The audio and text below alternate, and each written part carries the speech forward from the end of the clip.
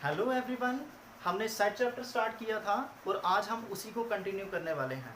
जिसने पहले की वीडियोस नहीं देखी हैं तो मेरी आपसे रिक्वेस्ट है पहले की वीडियोस देख लीजिए, उसके बाद आगे हम कंटिन्यू करते हैं आगे के कंसेप्ट। क्योंकि अगर मैथ में कंटिन्यूटी बने रहे तो ज़्यादा क्लियर होते हैं कंसेप्ट। ठीक है, तो सेट जो हमने एक सीरीज स्टार्ट की है जिसमें पहली वीडियो मैंने निकाली थी, सेकंड वीडियो भी बनाई हुई है। आप वो पहले दोनों वीडियोस देख लो, उसके बाद ये वाली वीडियो कंटिन्यू करो ताकि आपको कंसेप्ट अच्छे से क्लियर हो जाए। पहले हम एक छोटी सी रिवीजन कर लेते हैं, उसके बाद आज का हम टॉपिक स्टार्ट करेंगे टाइप्स ऑफ ए सेट। देखो, पहली वीडियो में हमने पढ़ा था कि एक सेट क्या होता है। हमने पढ़ा था कि एक वेल डिफाइंड और एक वेल डिस्टिंक्ट कलेक्शन को हम क्या कहते हैं, सेट कहते हैं। उसके बाद हमने कुछ एग्जांपल्स की थी सेट की। फिर उसके बाद हमने ये कहा था कि एक मैथमेटिकली सेट को कैसे रिप्रेजेंट किया जाता है, उसकी दो फॉर्म्स हमने पढ़ी थी, एक रोस्टर फॉर्म थी, एक सेट बिल्डर फॉर्म थी। ठीक है, ये सब हमने पढ़ा था। उसके बाद हमने देखा था एक रोस्टर फॉर्म को सेट बिल्डर फॉर्म में कैसे कन्वर्ट करते हैं, सेट बिल्डर फॉर्म को रोस्टर फॉर्म में कैसे कन्वर्ट करते हैं, तो ये सब हमने उसमें देखा था। ठीक है, तो जिसने अगर नहीं देखा है तो वो आई बटन जो कॉर्नर पे आपको दिख रहा है वहाँ पे वीडियोस आपको सजेशन में शो हो जाएंगी। आप उन पे जाके पहले वो वीडियोस को देख लो, उसके बाद ये वाला कंटिन्यू करो ताकि आपको कंसेप्ट अच्छे से क्लियर हो जाए। ठीक है, तो आज स्टार्ट करते हैं। उससे पहले सबसे पहले मैं आपको क्या करता हूँ, एक सेट बिल्डर फॉर्म देता हूँ, आप जल्दी से जल्दी मुझे उसको रोस्टर फॉर्म में कन्वर्ट करके दो। जैसे ये आपके पास सेट बिल्डर फॉर्म में आपको दे देता हूँ, x such that x belongs to capital N such that आगे क्या है कि x में क्या दे रहा हूँ, 1 से बड़ा है, 2 से छोटा है। ये मैंने आपको एक सेट बिल्डर फॉर्म दे दी है। जिन्होंने पहले की वीडियोस देखी हैं उनको पता होगा कि एक सेट बिल्डर फॉर्म को रोस्टर फॉर्म में कैसे कन्वर्ट करते हैं। तो जल्दी से जल्दी मुझे ये सेट बिल्डर फॉर्म दी हुई है, इसको रोस्टर फॉर्म में कन्वर्ट करके दो। ठीक है, वीडियो को पास करो और पहले इसको रोस्टर फॉर्म में कन्वर्ट करो। ये आपकी एक प्रैक्टिस हो जाएगी जो आपने पहले का पढ़ा हुआ है। सही, क्या मजाक कर रहे हो हमारे साथ आप। एक तो कह रहे हो कि x जो है वो नेचुरल नंबर है। देखो मैंने क्या कहा था, the set of all x such that x is a natural number and x lies between 1 and 2। देखो मैंने क्या किया है, एक कलेक्शन पड़ी थी मेरे पास, कलेक्शन ऑफ, ऐसी कोई भी कलेक्शन पड़ी है। मैंने क्या किया, आइज क्लोज की और उसमें से कोई भी एक मेंबर को उठा लिया। अब मुझे नहीं पता कि वो मेंबर क्या है। अब मैं आपको उसकी डिटेल बता रहा हूँ कि मैंने देखा तो नहीं है उस मेंबर को, बट मुझे ये पता है कि वो एक नेचुरल नंबर होगा, वो एक नेचुरल नंबर होगा और वो 1 और 2 के बीच में लाई कर रहा होगा जो मैंने मेंबर उठाया हुआ। सर ये कैसा मजाक है, एक तो आप कह रहे हो कि नेचुरल नंबर है और दूसरा वो 1 और 2 के बीच में लाई कर रहा है। नेचुरल नंबर क्या होते हैं सर, मैं आपको बता देता हूँ डेफिनेशन। 1 2 3 4 5 ये सब क्या होते हैं, नेचुरल नंबर होते हैं। फिर आप मुझे ये कैसे कह सकते हो कि एक ऐसा नेचुरल नंबर है जो 1 और 2 के बीच में एग्जिस्ट कर रहा है। ना ही आप ये कह रहे हो कि वो 1 के इक्वल है, ना ही आप ये कह रहे हो कि वो 2 के इक्वल है। आप सीधा के सीधा मुझे ये कह रहे हो कि वो 1 और 2 के बीच में लाई कर रहा है। तो ये कैसे पॉसिबल है, नहीं आ सकता है ना ऐसा कोई मेंबर। सर आप शायद कंफ्यूज हो गए हो, आपसे मिस्टेक हो गई है, ये गलत हो गया। चलो इसको छोड़ो, एक और एग्जाम्पल देखते हैं। मैं कह रहा हूं कि x such that x belongs to z। z क्या है, मैंने आपको स्पेशल डिनोशन पढ़ाई थी, सेट ऑफ इंटीजर्स। ठीक है, तो अब ये क्या आ गया हमारे पास, x जो है मैं आपको दे देता हूँ -1 और 0 के बीच में लाई कर रहा है। सर ये भी कैसा मजाक है, इंटीजर्स तो क्या हो गए, 0 से स्टार्ट होते हैं ना, नंबर लाइन आपने पढ़ी है, 0 1 2 3 so on 2। आगे चलते हैं, यहाँ से क्या आ जाता है -1 -2 -3 so on 2, इस तरह भी चलते हैं। सर इंटीजर्स तो जो हम जहाँ तक हम जानते हैं इंटीजर्स तो ये होते हैं। फिर आप ये कैसे कह रहे हो कि एक इंटीजर है जो -1 और 0 के बीच में लाई कर रहा है, ना वो -1 के इक्वल दिया ना वो 0 के इक्वल दिया, सीधे आप कह रहे हो कि वो -1 और 0 के बीच में लाई कर रहा है। सर आप एक काम करो, आपका आज मूड नहीं है पढ़ाने का, आप खुद कंफ्यूज हो गए, एक काम करना कल पढ़ाना। ये कैसी कलेक्शन है, ऐसा तो कोई पॉसिबल ही नहीं है। देखो मैं जानता हूँ ऐसा कभी पॉसिबल नहीं है। ठीक है, तो ये क्या हो जाएगा, अगर इसको हम रोस्टर फॉर्म में कन्वर्ट करेंगे, मैंने कहा कि x जो है वो नेचुरल नंबर है और वो 1 और 2 के बीच में लाई कर रहा है। इसका मतलब 1 और 2 के बीच में कोई भी नेचुरल नंबर लाई नहीं करता है। तो बेसिकली ये क्या हुई, कलेक्शन हुई जिसके अंदर कोई भी मेंबर नहीं आ रहा है, जिसके अंदर कोई भी मेंबर एग्जिस्ट ही नहीं कर रहा है, क्योंकि मैंने उसकी डेफिनेशन क्या कही, 1 और 2 के बीच में नेचुरल नंबर आ रहा है, 1 और 2 के बीच में नेचुरल नंबर तो होता ही नहीं है। तो ये एक ऐसी कलेक्शन आ गई जिसके अंदर कोई भी मेंबर नहीं आ रहा है। अब मुझे ये ध्यान से सोच के बताओ, क्या ये कलेक्शन वेल डिफाइंड है? देखो, वेल डिफाइंड का मैंने आपको इजी सा वे बताया था, हम कैसे चेक करते हैं। मैं आपको ये वाली कलेक्शन दे रहा हूँ, ठीक है, आप मुझे कह रहे हो ये कलेक्शन सर इसके अंदर कोई भी मेंबर नहीं आएगा। आपने इसकी क्या डेफिनेशन दे दी, आपने कहा सर इसके अंदर कोई भी मेंबर नहीं आएगा। अब मैं किसी थर्ड पर्सन को जाके पूछता हूँ, भाई बता इसके अंदर क्या मेंबर आएंगे, ये कलेक्शन क्या होगी, वो भी ये कह रहा है कि सर इसके अंदर कोई भी मेंबर नहीं आएगा। ठीक है, मैं किसी से भी जाके पूछ लूँ, सभी मुझे यही कहेंगे कि सर इसके अंदर तो कोई मेंबर आएगा ही नहीं। तो ये क्या कलेक्शन हुई, ये एक वेल डिफाइंड कलेक्शन हुई, क्योंकि जिससे भी मैं पूछ रहा हूँ वो कलेक्शन की सेम डेफिनेशन दे रहा है, वो ये कह रहा है कि इसके अंदर कोई भी मेंबर नहीं आएगा। तो ये कलेक्शन क्या हो गई, वेल डिफाइंड हो गई। ठीक है, अब ये वेल डिस्टिंक्ट है, वेल डिस्टिंक्ट का तो सवाल ही पैदा नहीं होता है, क्योंकि इसके अंदर कोई मेंबर ही नहीं है। वेल डिस्टिंक्ट का मतलब होता है हर एक मेंबर एक दूसरे से क्या होना चाहिए, अलग होना चाहिए, बट इसके अंदर तो कोई मेंबर ही नहीं आ रहा है, तो अलग होने का सवाल ही पैदा नहीं होता है। ये क्या है, एक कलेक्शन है जो एक वेल डिफाइंड भी है, वेल डिस्टिंक्ट भी है। तो ये कलेक्शन क्या बन गई, एक सेट बन गई। ठीक है, क्लियर हो गया, यहाँ तक पहुँच गए आप कि ये एक सेट है जिसके अंदर कोई भी मेंबर लाई नहीं कर रहा है। ऐसा सेट जिसके अंदर कोई भी मेंबर एग्जिस्ट ना करे, ऐसे सेट को कहते हैं वॉइड सेट, या फिर एम्प्टी सेट, या फिर नल सेट, ये तीनों इसके नाम होते हैं। ठीक है, तो आज का टॉपिक हमारा यही था, टाइप्स ऑफ ए सेट्स। ठीक है, टाइप्स ऑफ ए सेट में सबसे पहला जो डेफिनेशन, सबसे पहली टाइप ही हमारी क्या बन गई है, एम्प्टी सेट। पहली टाइप कौन सी आ जाती है, एम्प्टी सेट। देखो ये जितनी भी टाइप्स होंगी ना, ये टाइप्स के नाम से ही पता चल जाएगा कि इसमें क्या होने वाला है। ये नाम ही क्या है इसका, एम्प्टी सेट। एक ऐसा सेट जो एम्प्टी होगा, जिसके अंदर कोई भी मेंबर नहीं आता होगा, उसको हम क्या कहेंगे, एम्प्टी सेट। इसी को हम अलग से नाम भी दे देते हैं वॉइड सेट। ये बड़ा रेयर यूज होता है वॉइड सेट, कहीं पे भी वॉइड सेट लिखा होगा इसका मतलब क्या होगा, ये क्या है, एम्प्टी सेट है। अब ये मत बोलना कि ये यूज नहीं होता है तो हम ये क्यों याद रखें वॉइड सेट। ऐसा हो सकता है कि आपको एग्जाम में क्वेश्चन पेपर में जो क्वेश्चन आया हो वहां पे एम्प्टी सेट की जगह वॉइड सेट लिखा होगा। ठीक है, तो वहां पे आप कंफ्यूज हो जाओगे, वहां बोलोगे यार वॉइड सेट तो हमारे सिलेबस में है ही नहीं है, हमने पढ़ा ही नहीं है। इसी को एक और नाम दे देते हैं, यहाँ पे मैं आर लिख देता हूँ, आर। इसी को हम क्या भी बोलते हैं, नल सेट। ठीक है, इसको क्या भी बोलते हैं, नल सेट भी बोलते हैं। तो ये तीनों नाम किसके आ जाते हैं, एम्प्टी सेट के। तो एम्प्टी सेट क्या हुआ, एक ऐसा सेट जिसके अंदर कोई भी मेंबर पॉसिबल नहीं है, ऐसे सेट को क्या कहा जाता है, एम्प्टी सेट कहा जाता है। और इस सेट को, जो ऐसा सेट होता है, उसको डिनोट करते हैं हम एक फाई के साथ। फाई ऐसे डालते हैं, सर्कल डालते हैं और इसके बीच में ऐसे करके डाल देते हैं, इसको हम क्या बोलते हैं, फाई।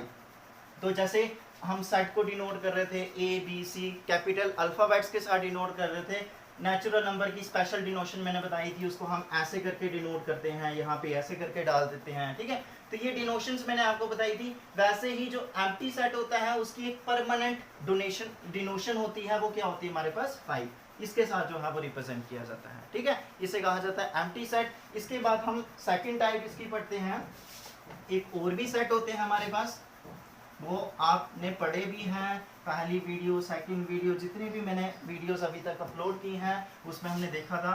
ये आ जाते हैं, इकट्ठा ही पढ़ाता हूँ मैं, ये आ जाता है हमारे पास finite set, finite and infinite set. ठीक है, एक ही साथ पढ़ते हैं इनको हम, ज्यादा क्लियर होगा ये। इनफाइनाइट सेट, देखो फाइनाइट सेट और इनफाइनाइट सेट, अब ये नाम से ही पता लग रहा है, फाइनाइट सेट जिसमें फाइनाइट नंबर ऑफ एलिमेंट होंगे, इनफाइनाइट सेट जिसमें इनफाइनाइट नंबर ऑफ एलिमेंट होंगे। सर ये क्या डेफिनेशन दे रहे हो आप, ये तो आप सिंपल ऐसे ही बता रहे हो कि सेट क्या होता है, एक कलेक्शन जो सेट फॉर्म करेगी तो वो क्या बन जाएगा, एक सेट बन जाएगा। तो ये कैसी डेफिनेशन हुई, ये तो कोई डेफिनेशन नहीं हुई कि फाइनाइट एलिमेंट्स हैं। तो देखो इसको और ज्यादा क्लियर करते हैं। फाइनाइट का मतलब हो गया जिसको हम काउंट कर सकते हैं।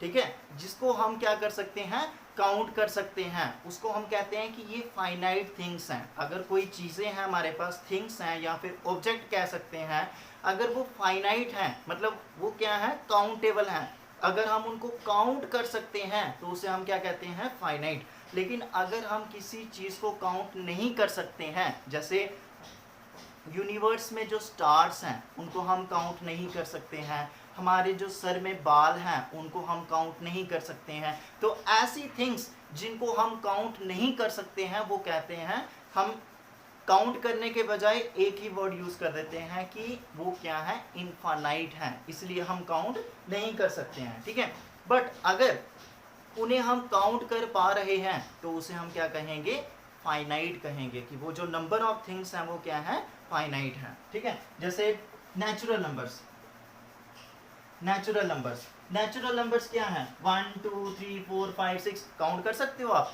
ये बहुत ज्यादा है, काउंट कैसे करोगे आप, इनकी कोई लिमिट ही नहीं है, कोई एंड ही नहीं है, इनको काउंट नहीं कर सकते, तो ये क्या आ जाते हैं हमारे पास, इनफाइनाइट आ जाते हैं। ठीक है, जैसे अगर मैं आपको दे देता हूँ rational number that are also finite, real number that are also finite. ठीक है, उसके बाद अगर मैं आपको एक सेट अपने से दे देता हूँ, मैं ऐसे कर देता हूँ 1 2 3 4, ठीक है, ये क्या है हमारे पास, फाइनाइट, इसको आप काउंट कर पा रहे हो कि इसमें नंबर ऑफ एलिमेंट कितने हैं, 4। जैसे आपको मैं दे देता हूँ सेट, नेचुरल नंबर का एक सेट है लेस देन 100, लेस देन 100 है, मतलब ये आ गया 1 2 3, ठीक है 4, सारे एलिमेंट्स लिखने के बजाय मैंने आपको कहा था कि हम 3 डॉट्स का यूज करेंगे, सो ऑन टू कहाँ तक जाना है मुझे, 100 तक जाना है, तो ये क्या हो गया हमारे पास, फाइनाइट एलिमेंट्स हो गए। ठीक है, तो ये क्या है, फाइनाइट एलिमेंट्स है जिनको हम काउंट कर पा रहे हैं, तो ऐसे सेट जिसमें फाइनाइट नंबर ऑफ एलिमेंट होते हैं उसे हम फाइनाइट सेट कहते हैं, जिसमें इनफाइनाइट नंबर ऑफ एलिमेंट्स होते हैं उसे हम क्या कहते हैं, इनफाइनाइट सेट कहते हैं। ठीक है, अब देखो फाइनाइट सेट तो आपको पता है कि रोस्टर फॉर्म में हम कैसे लिखते हैं, आपने बताया था, जैसे ए सेट है, इसको आ गया जैसे 1 2 3 4, ठीक है, ये क्या है, फाइनाइट नंबर ऑफ एलिमेंट्स हैं। तो फाइनाइट अगर एलिमेंट्स होंगे तो उनको हम सिंपल ऐसे लिखते हैं, तो कर्ली ब्रेसेस में एनक्लोज कर देते हैं, तो वो क्या बन जाता है, फाइनाइट सेट बन जाता है। अब ये क्वेश्चन अराइज होता है कि अगर इनफाइनाइट सेट होगा तो उसको हम कैसे लिखेंगे। देखो इनफाइनाइट सेट होगा उसको हम कैसे लिखते हैं, जैसे किसी भी कैपिटल लेटर के साथ डिनोट कर दिए सी के साथ, ठीक है, अब उसमें क्या है, इनफाइनाइट एलिमेंट्स हैं, इनफाइनाइट एलिमेंट्स है ना, तो उसमें हम क्या करते हैं, सारे एलिमेंट्स लिखने के बजाय, सारे एलिमेंट्स तो हम लिख ही नहीं सकते हैं, हम क्या करेंगे, कुछ एलिमेंट्स स्टार्टिंग वाले लिखेंगे, जैसे A1 A2 A3, स्टार्टिंग वाले एलिमेंट लिखे, उसके बाद हम क्या डाल देते हैं, कॉमा, फिर उसके बाद 3 डॉट्स डाल देते हैं, इसका मतलब क्या है, सो ऑन टू, तो ये क्या आगे हमारे पास इनफाइनाइट एलिमेंट्स होते हैं। ठीक है, और यहाँ पे क्या आगे फाइनाइट एलिमेंट्स होते हैं। ठीक है, यहाँ तक जितना भी पढ़ा, अब इसके आगे मैं आपको एक एग्जांपल देता हूँ, मुझे बताना ये फाइनाइट सेट है या इनफाइनाइट सेट है। ठीक है, डी, ये आगे हमारे पास 2 4 6 8 10 कॉमा सो ऑन कॉमा। अब बताओ मुझे, क्या ये फाइनाइट सेट है या इनफाइनाइट सेट है, ये क्या है, फाइनाइट सेट है, क्यों, क्योंकि इसके एलिमेंट्स को हम काउंट कर पा रहे हैं, इसकी एक लास्ट में एक लिमिट है, मतलब ये एक सेट लास्ट में कहीं ना कहीं जाके खत्म हो रहा है, इसको हम क्या बोलते हैं, फाइनाइट सेट, इसको भी क्या कहेंगे, फाइनाइट सेट। बेशक इसमें सो ऑन टू यूज किया, अब सो ऑन टू क्यों यूज किया, क्योंकि ये एलिमेंट्स बेसिकली कहाँ तक हैं, 1000 तक हैं, अब 1000 एलिमेंट थोड़ी ना लिखेंगे हम, तो इसके लिए शॉर्टकट वे क्या करते हैं, हम कोलेक्शन लिखते हैं और उसमें सो ऑन टू यूज करके आगे 1000 जो एंड पॉइंट होगा उसका हम वो लिख लेते हैं, तो ये भी क्या आ गया हमारे पास, फाइनाइट से। ये मैंने एग्जांपल इसलिए कही क्योंकि कुछ बच्चे जो है वो कंफ्यूज हो जाते हैं, ये डॉट्स देख के ये समझ लेते हैं कि ये क्या है, इनफाइनाइट सेट है, बट बेसिकली यहाँ पे एक आपको एक लिमिट दी है, ये सेट कहीं ना कहीं जाके खत्म हो रहा है, तो इसको हम क्या कहेंगे, फाइनाइट सेट कहेंगे। आई होप यहाँ तक आपको आइडिया हो गया होगा फाइनाइट सेट क्या होता है, इनफाइनाइट सेट क्या होता है। ठीक है, अब आ जाते हैं लास्ट वन, जो थर्ड टाइप है हमारी, वो क्या है, इक्वल सेट्स।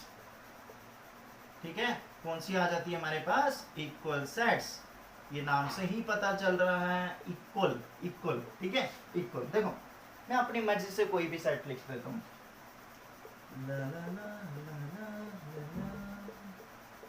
2 4, बी सेट मैंने लिख दिया, 10 11 12 13, सी सेट मैंने लिख दिया 1 2 4 3 5, डी सेट मैंने लिख दिया 4 3 1 2। ठीक है, ये मैंने अपनी मर्जी से कोई भी सेट लिख लिया। कितने एग्जांपल दिए आपको? 4, एक ये वाली, एक ये वाली, एक ये वाली, एक ये वाली। अब मुझे बताओ इनमें से कौन सा इक्वल दिख रहा है आपको? सर अभी तक तो आपने इक्वल की डेफिनेशन दी नहीं, तो हम कैसे बता दें कि आपको ये इक्वल है? ठीक है, देखो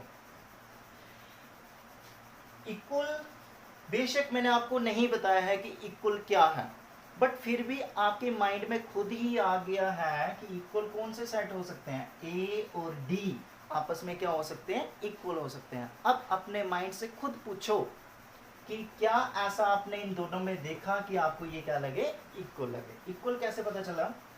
सबसे पहले तो आपने देखा कि जो नंबर ऑफ एलिमेंट है, इसमें कितने एलिमेंट हैं? 4 एलिमेंट हैं। इसमें भी कितने एलिमेंट हैं? 4 एलिमेंट हैं। ठीक है, इसका मतलब कि इन दोनों साइड्स का साइज आपस में क्या है? सेम है। ठीक है, उसके बाद आपने देखा कि इसका मेंबर 1 है तो इसके मेंबर में 1 आ रहा है, 1 आ रहा है। यहाँ पे 2 है तो इसके मेंबर में 2 आ रहा है, यहाँ पे आ रहा है। उसके बाद यहाँ पे 3 है तो इसके मेंबर में 3 भी आ रहा है। इसके यहाँ पे 4 है, इसके मेंबर में 4 भी आ रहा है।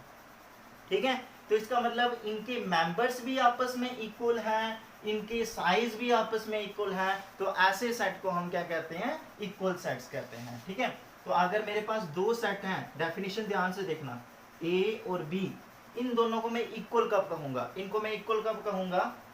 सबसे पहला पॉइंट इनका क्या होना चाहिए? साइज इक्वल होना चाहिए।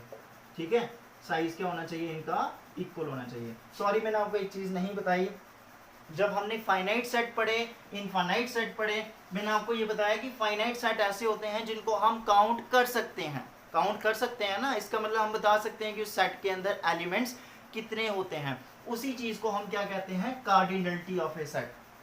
क्या कहा जाता है? ध्यान से देखना, cardinality, cardinality of a set. Cardinality क्या हो गया? एक सेट की कार्डिनलिटी अगर फाइंड करनी है तो वो कार्डिनलिटी किसके इक्वल होगी? जितने उसके अंदर एलिमेंट्स होंगे। मतलब एक सेट के एलिमेंट्स को काउंट करने को ही हम क्या कहते हैं? कार्डिनलिटी। और इसको डिनोट किससे किया जाता है? मॉड डाल के। जैसे ये ए सेट है, अगर मुझे इसकी कार्डिनलिटी फाइंड करनी है तो कार्डिनलिटी कैसे लिखूंगा? ए, उसके आगे मैं क्या डालूंगा? मॉड। ठीक है, इसको बोलेंगे कार्डिनलिटी ऑफ ए। ये किसके इक्वल होगी? कितने मेंबर हैं इसके? 1 2 3 4, 4 मेंबर हैं, तो इसकी कार्डिनलिटी कितनी आ जाएगी? 4। इसकी कार्डिनलिटी कितनी आ जाएगी? 5। अब इससे कंफ्यूज नहीं होना, मैंने इस सीरीज में लिखा हुआ तो ये 1 2 3 4 5 है तो यहाँ पे 5 ही आएंगे। नहीं, अगर यहाँ पे मैं ऐसे लिख देता हूँ ए सी डी ई, ठीक है। अब देखो कितने मेंबर हैं इसके? 1 2 3 4, 4 मेंबर हैं। इसकी कार्डिनलिटी कितनी आ जाएगी? 4। ठीक है, तो कार्डिनलिटी का कंसेप्ट समझ में आया? कार्डिनलिटी हम किसको कहते हैं? ठीक है, कार्डिनलिटी बेसिकली किसको रिप्रेजेंट करती है? साइज को रिप्रेजेंट करती है। ठीक है, तो यहाँ पे देखो, यहाँ पे आ जाता है दो सेट्स को हम इक्वल कब कहेंगे? जब उनका साइज आपस में इक्वल होगा। इसका मतलब कि कार्डिनलिटी ऑफ ए किसके इक्वल होगी? Cardinality of B. मतलब जो ए के अंदर नंबर ऑफ एलिमेंट्स हैं उतने ही बी के अंदर क्या होने चाहिए? नंबर ऑफ एलिमेंट्स होने चाहिए। उसके बाद हर एक मेंबर, ईच मेंबर क्या होना चाहिए? इक्वल होना चाहिए। उनका हर एक मेंबर क्या होना चाहिए? इक्वल होना चाहिए, मस्ट बी इक्वल। ठीक है, अगर ये दो कंडीशन सेटिस्फाई हो जाती हैं तो ऐसे सेट को हम क्या कहते हैं? इक्वल सेट्स कहते हैं। मैं दोबारा से रिपीट करता हूं, एक ऐसे सेट्स, दो ऐसे सेट्स, उनको मैं इक्वल तब कहूंगा पहले तो उनका साइज इक्वल होना चाहिए, number of elements he equal होंगे तभी तो वो इक्वल होंगे ना। उनका क्या होना चाहिए? साइज इक्वल होना चाहिए, कार्डिनलिटी दोनों की इक्वल होनी चाहिए। उसके बाद आ जाते हैं कि उनमें मेंबर्स जो होंगे आपस में क्या होने चाहिए? सेम होने चाहिए। जो इसके मेंबर हैं वही उसके मेंबर होने चाहिए। दो फैमिलीज हैं, दो कलेक्शन हैं, दो कलेक्शन इक्वल कब होंगी? जब उनमें सेम नंबर ऑफ मेंबर होंगे, सेम नंबर ऑफ मेंबर होंगे। ठीक है, अगर वो मेंबर्स भी आपस में इक्वल होंगे इसका मतलब वो क्या है? इक्वल सेट्स हैं। जैसे एक और इंटरेस्टिंग एग्जांपल देता हूँ। जैसे एक आपके एरिया में, सपोज कर लो जिस एरिया में आप रहते हो वहाँ पे कोई अननोन पर्सन आता है बाहर से। ठीक है, वो आपसे मिलने के लिए आ रहा है। वो पहले तो आपका एड्रेस पूछेगा आपके घर का। अब वो एड्रेस पूछने के लिए किसी और अननोन पर्सन को पूछ रहा है, भाई मुझे ये बताओ ये कहाँ पे रहते हैं, ठीक है। वो पहले क्या बता रहा है, उसकी पूरी आइडेंटिफिकेशन बता रहा है, फैमिली कैसी है। वो कह रहा है कि फैमिली के अंदर 5 मेंबर हैं।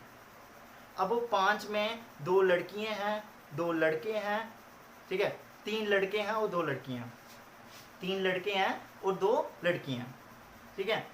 अब वो कह रहा है कि मैं ऐसी फैमिली को नहीं जानता, मतलब जिसको पूछ रहा है वो कह रहा है कि मैं ऐसी फैमिली को जानता ही नहीं हूँ, लेकिन मैं एक फैमिली को जानता हूँ, उसके अंदर भी 5 मेंबर हैं, 3 लड़के हैं, 2 लड़की हैं, ठीक है। अब ये कह रहा है कि भाई मैं उसी की तो बात कर रहा हूँ, मतलब मैं जिस मेंबर की बात कर रहा हूँ आप भी उसी मेंबर की बात कर रहे हो, मतलब दोनों क्या है, सेम है। इसका मतलब कि वो जो दोनों पर्सन बातें कर रहे हैं आपस में, वो एक ही फैमिली के बारे में बोल रहे हैं, मतलब वो दोनों सेट्स, जो दोनों कलेक्शन आप वो बता रहे हैं, वो दोनों कलेक्शन आपस में बेसिकली क्या है, सेम है। तो इसको हम क्या कहते हैं, इक्वल सेट्स कहते हैं। तो मैंने 3 टाइप्स पढ़ी, 3 टाइप्स में आपको बताया, एक होते हैं null set, void set, empty set, जो मर्जी उसको कहो।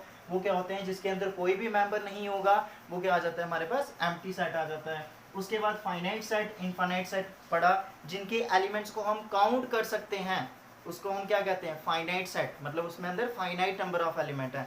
जिनको हम काउंट नहीं कर सकते हैं उसको हम कहते हैं इनफाइनाइट सेट, ठीक है। अब काउंट कर सकते हैं तो उसको कहा जाता है कार्डिनलिटी ऑफ दैट सेट, ठीक है। उसके बाद मैंने पढ़ा इक्वल सेट्स क्या होते हैं। 2 सेट्स को मैं इक्वल तब कहूंगा अगर उनका साइज भी आपस में इक्वल होगा और उसके अंदर जो नंबर ऑफ मेंबर्स हैं, जो मेंबर्स हैं वो भी आपस में क्या होने चाहिए, सेम ही मेंबर होने चाहिए, तो उसको मैं कहूंगा इक्वल सेट्स।